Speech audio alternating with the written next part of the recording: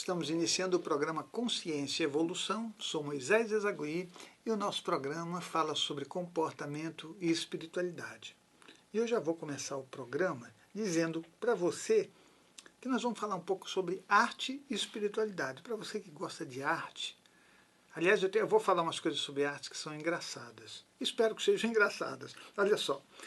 Mas antes eu quero dizer micos espirituais. Você já ouviu falar sobre micos espirituais? Se você nunca ouviu falar, entra no YouTube, escreve micos espirituais e você vai cair lá no nosso canal, onde eu relato situações espirituais. Aliás, situações rotineiras em que a parte espiritual é muito diferente daquilo que a gente está fazendo. E você vai rir bastante, talvez você se enxergue nisso, né? E é uma coisa legal de a gente até aprender um pouco de espiritualidade, né, com essa coisa lúdica. Sabe que essa coisa lúdica para mim é bacana? Eu desenvolvi aquele personagem, desenvolvi 9 personagens de desenho animado. Eu gosto muito de desenho, né? E tem um personagem que é Quito o Mosquito. Quito o Mosquito é um mosquito que faz projeção astral. E eu estou fazendo, eu já fiz 10 roteiros que devem sair na sequência, porque não dá para você fazer tudo, né? De uma vez, a gente está fazendo várias coisas.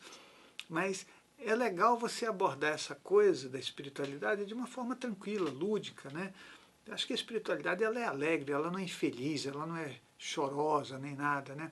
Então a gente tem que ter mais conhecimento para fazer um caminho de luz, de verdade, de sabedoria, né? É bacana você estar feliz. Isso é o que tem que ser o nosso caminho, né? É bom você poder olhar para as coisas que estão à sua volta e enxergá-las de uma forma muito clara, muito alegre, né? Senão a gente olha para o negócio. Aliás, olha, se uma pessoa olhar para um determinado objeto e uma outra olhar para aquele objeto, com certeza elas vão ver de forma diferente, não é verdade?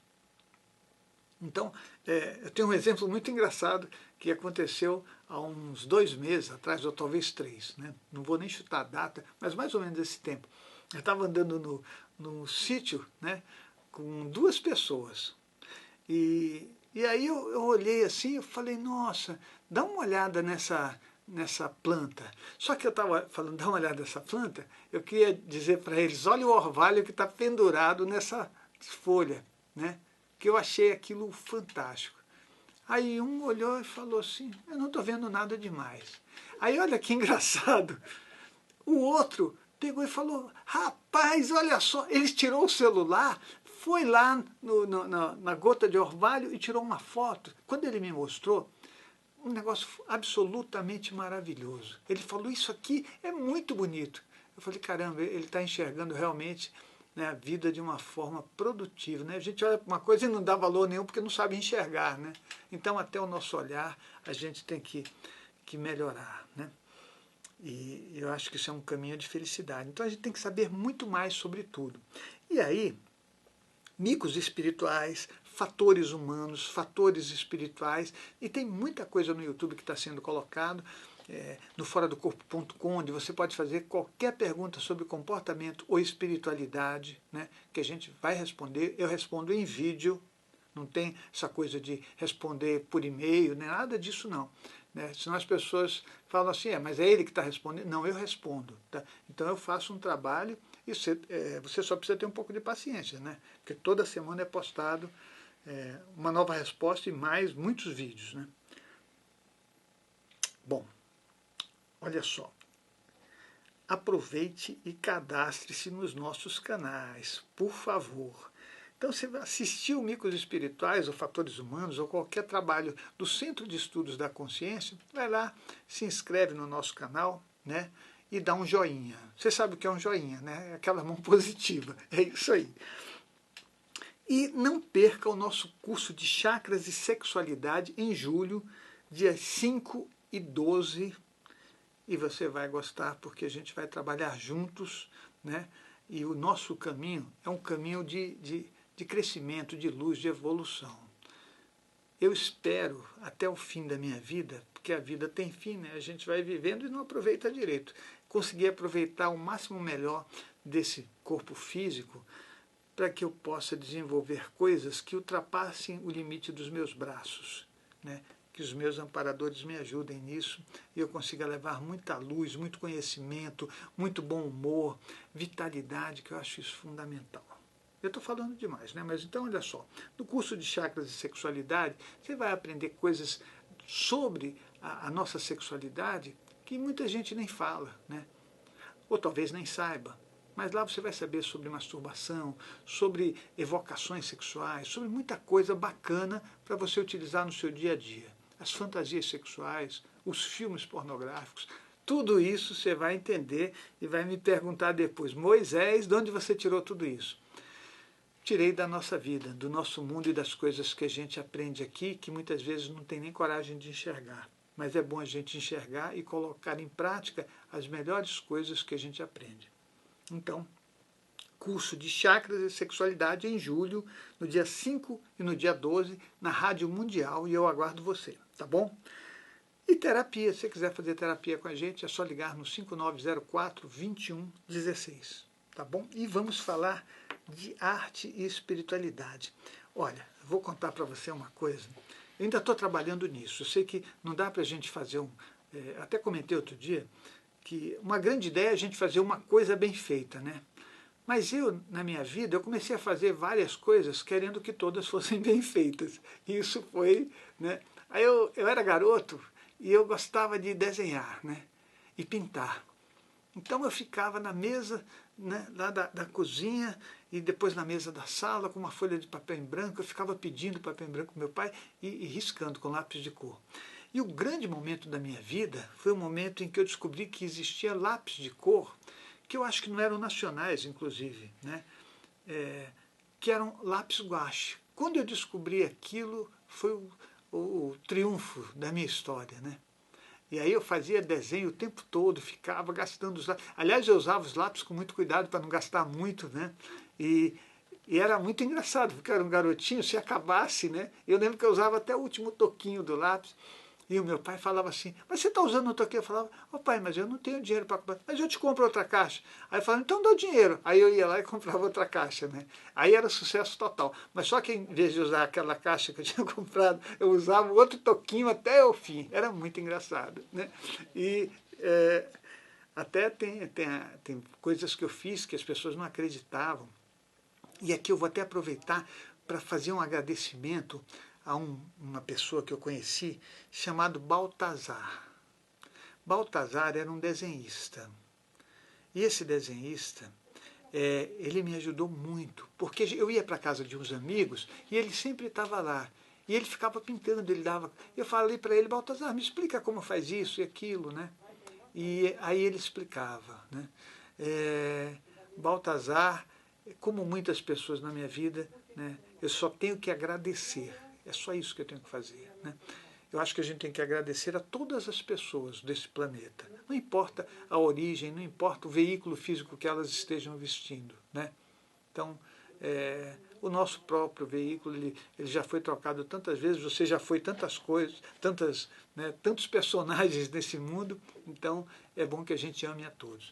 Mas eu agradeço a você, Baltazar, por tudo que você me ensinou e pelas dicas que você me deu de pintar uma árvore. E hoje eu pinto árvores, uma pelo que eu gostava de fazer e desenvolvi, e outra porque tudo que você me explicou de como pintar uma árvore com lápis de cor me ajudou muito. E nessa época eu gostava de ler tudo sobre arte, né? E nesse negócio de ler sobre arte, eu começava pintando primeiro figuras humanas. Aí eu queria saber como é que era a estrutura, a anatomia. Depois eu comecei a achar que eu precisava pintar árvores, né? Eu precisava pintar a natureza, porque me veio uma ideia na cabeça assim: nossa, estão desmatando o planeta, então eu preciso colocar muitas árvores no planeta. E eu achava que eu ia colocar tantos quadros no planeta que iam substituir todas as árvores que foram destruídas, que na verdade nós continuamos destruindo, né? E eu passei a pintar árvores, paisagens, e toca pintar árvores. Então, daí eu comecei a estudar todos os grandes pintores da história, né? E ver em cada um deles uma qualidade ou um jeito de pintar que era muito interessante. E eu fui parar no final das contas, em duas figuras que, para mim, de verdade, representaram muito. Uma delas é o Leonardo da Vinci, né? Leonardo da Vinci é uma figura, para mim, maravilhosa, né? Que naquela época ele conseguiu fazer tantas coisas. Se a gente começar a analisar o que ele fez de invenções, ele precisaria ter muito mais tempo, né? Ou estar usando tanto tempo da vida dele para fazer tudo aquilo que ele fez, né? Tudo que você imaginar. Desde a parte ótica, engenharia, tudo, coisa de submarino, ele foi desenvolvendo de tudo, além de pintar e fazer coisas incríveis, né? Até voo, paraquedas e tudo mais. E ele realmente fez parte da minha vida de uma forma muito forte. Há pouco tempo atrás, eu tive a felicidade muito grande de ganhar de duas amigas queridas um imenso livro sobre toda a história dele, com todos os desenhos que ele fez, detalhando cada coisa. Aquilo me deixou muito feliz, eu peguei o livro e coloquei em cima de uma mesa e ele está lá aberto. Ele está lá aberto porque todas as vezes que eu passo na sala, eu olho lá e eu vejo o Leonardo da Vinci participando da minha vida efetivamente. Foi bom para mim ter essas experiências de conhecimento, foi muito bom, né? E eu via que ele pintava de uma forma que era alguém que observava a natureza de uma forma diferente, né? Ele ficava observando os pássaros e depois ele acabava fazendo, né, um artefato para voar, né? Ele observava a água e depois ele fazia um artefato para mergulhar. Quer dizer, ele observava uma pessoa e ele estava vendo na pessoa coisas que, no final das contas, a gente nunca olha, né? Acho que ele via a alma das pessoas. Eu fui encontrar essa mesma figura na minha vida em Monet, Claude Monet, que sobreviveu a todos aqueles pintores, né, que teve problemas na vista, que pintou a própria esposa, né, no leito de morte, e que, na verdade, ele conseguia enxergar muito além do que a gente enxerga. Nós enxergamos a vida através dos nossos processos emocionais, né? Muitas vezes uma coisa que você produz é para vender. Eu acho que é necessário, sim, que a gente faça coisas para sobreviver, mas contanto que você faça com sentimento, que naquilo que você está fazendo, você coloque o seu ser, né? Coloque o que você entende da vida, o que você percebe, o que você sente, e não simplesmente o artefato emocional, né, instintivo de resposta, né, que você aprendeu em algum lugar. Então, eu vejo que o próprio pincel, né, que ele usava, o jeito que ele pintava, era um jeito dele, né? O impressionismo foi feito por ele. Em algum momento, né, ele pintou aquilo querendo expressar tudo que ele era, e os quadros dele ficaram maravilhosos. E se você olhar o quadro de perto, não dá para entender muito bem, mas você se afasta um pouquinho e você vai ver a perfeição do sentimento. Isso eu acho que, para mim, é uma coisa muito valorosa, né? A arte é uma coisa brilhante, brilhante. Mas, olha só, observando a arte, porque a arte ela vai para todo lugar, né? E muitas pessoas até destroem ou não entendem a arte. E eu acho que isso é porque está faltando um pouco de conhecimento e sair daquela área de sombra que a gente muitas vezes vive por não ter tido informação suficiente ou ter um universo simbólico pequeno. A música também é uma coisa maravilhosa para mim. Esse é o espaço da arte, né? Então eu vejo pessoas que quando tocam um piano, ou tocam um violão, ou cantam, elas expressam realmente uma criatividade que nasce de dentro delas. Não é uma repetição, né? Porque muitas vezes a gente vê música que é repetitiva, né? O ser humano ele tende a trabalhar com chakras mais baixos e o ritmo das músicas é exatamente um ritmo que só tem a ver com a repetição dos nossos chakras emocionais, né? Que é um bate-estaca, muitas vezes, que não tem nada a ver com uma criatividade, com uma modulação e com caminhos que trazem tonalidades e coisas muito boas. Nessa história toda, é óbvio que você vai vendo vários cantores que realmente trazem coisas bonitas, né? E eu pessoalmente acho que muitas músicas antigas têm muito mais criatividade e muito mais sentimento do que as músicas que a gente faz agora. Não estou desmerecendo ninguém, estou falando do que eu sinto. E que não tem. São músicas passageiras, né? São músicas que você entra na moda e sai. E é assim, são músicas que a juventude curte e acabou. É assim que eu vejo.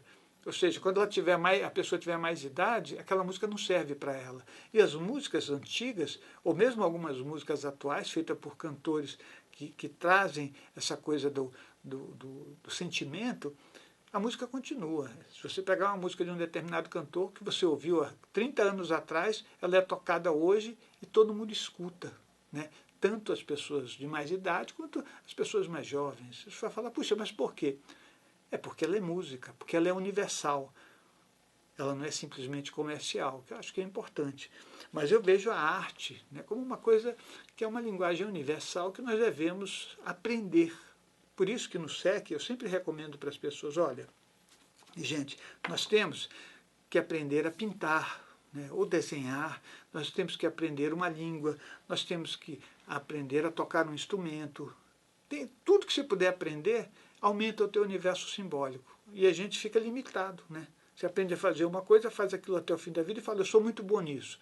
Não, você tem um conhecimento tubular, né? É um tubo. Fora daquilo, você não vai fazer nada, né? E eu penso que o universo não funciona assim, o universo é um negócio amplo.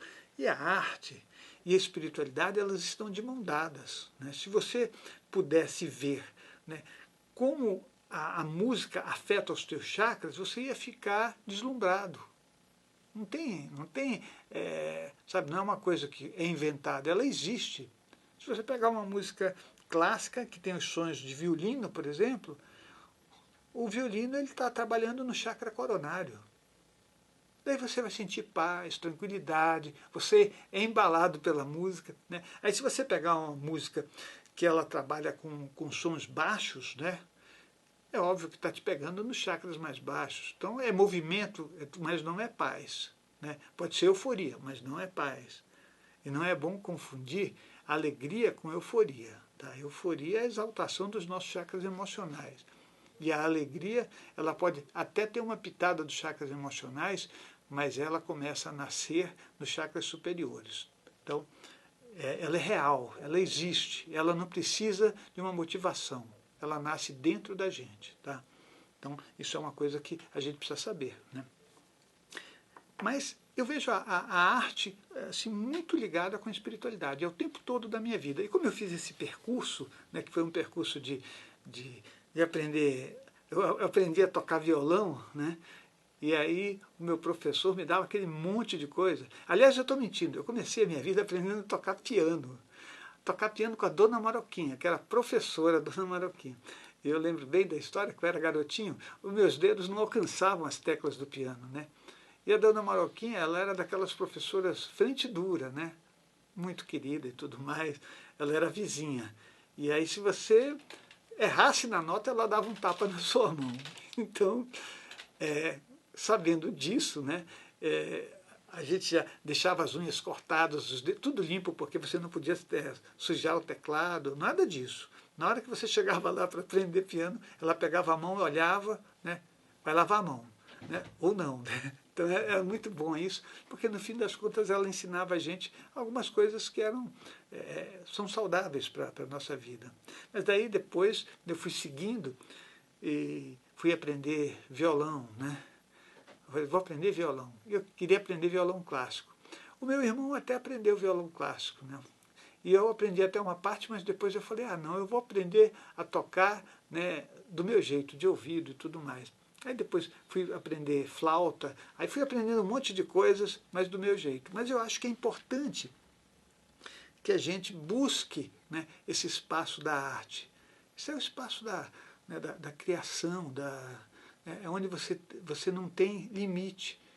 A arte, ela nasce dentro da gente, e você vai ver um artista, ele cria coisas que ninguém cria, né? Isso é bem interessante. Tem uma coisa que aconteceu há pouco tempo. A gente tem um amigo que é cantor, que é o Pedro Moreno. O Pedro Moreno, ele mora na Espanha, e ele até já deu uma entrevista aqui para mim. De vez em quando ele veio fazer show aqui, né? E aí ele vai lá no sítio São Damião, e ele falou: Moisés, eu vou fazer um hino para São Damião. Eu falei: então tá bom, Pedro, então faz aí, né? E ele fez um hino para São Damião, uma música bonita, né? E nós ficamos muito agradecidos, né? Aí ele passou a música, ele fez tudo. É legal, né? Porque como ele é músico, ele estudou música, então ele toca vários instrumentos. E ele conhece tudo sobre voz, quer dizer, ele fez todos os instrumentos, fez a montagem, né? E mandou para a gente lá da Espanha. E a gente então agora tem essa música aqui, que é um presente que ele deu, né? Mas é arte, isso é uma criação individual, não é uma coisa que você cria tecnicamente, não é assim, né? Eu tenho que aprender a técnica para criar. Não, você nasce dentro de você, talvez você tenha que ter algumas informações para você poder constituir isso. Mas eu acho que é fantástica o espaço da arte, o espaço da fotografia, onde você pega as imagens, né? Das filmagens, tem alguns filmes, não esses filmes que a gente trabalha na mão, né? Porque tem filme que o ator aparece, né? No fundo não tem nada, ele interage, depois você põe todo... Eu acho que esse filme, tem aqueles filmes que o cinegrafista ele tem que captar a imagem, tem que ver a iluminação, o ator tem que interpretar mesmo, né? Isso é arte para mim, eu acho muito bacana, acho que todos nós deveríamos saber um pouco sobre arte, sobre a leitura, sobre escrever, é muito bom, né? Você escrever poesia, escrever o que você sente. Isso tudo é espiritualidade. Quer a gente queira ou não, a nossa origem é de lá para cá. É o que eu penso. Mas eu sempre digo, eu posso estar errado, mas a nossa origem é de lá para cá. Nós só vamos poder confirmar isso, quer dizer, eu penso que eu já confirmei o dia que a gente passar para o outro lado, que a gente entregar esse corpo, né? Que é assim que acontece. O nosso site é o www.centrodeestudos.org, o nosso blog é o foradocorpo.com, o Amigos do SEC aguarda você e você não deixa de se inscrever nos nossos canais no YouTube. Procura Micos Espirituais, né? E nos Micos Espirituais você vai rir bastante, né? Sem contar que tem fatores humanos, fatores espirituais, tem as respostas, tem muita resposta nos nossos canais, porque as pessoas fazem no foradocorpo.com, quer dizer, você vai se aproveitar e se apropriar disso para incrementar a sua vida, participar do nosso trabalho, conhecer São Damião, o sítio São Damião, todos estão convidados aí para lá, né? Nós fechamos agora um curso de projeção astral, lotou, felizmente, mas vamos ter outro, todos serão bem-vindos. E agora nós temos o nosso curso de Chakras e Sexualidade nos dias 5 e 12 de julho, na Rádio Mundial, e eu vou aguardar você. Terapia, programa de TV e tudo que a gente puder fazer para sermos melhores, né? Inclusive eu tenho que trabalhar muito para ser melhor e a gente fazer esse caminho de felicidade. Nós nos encontramos no próximo programa.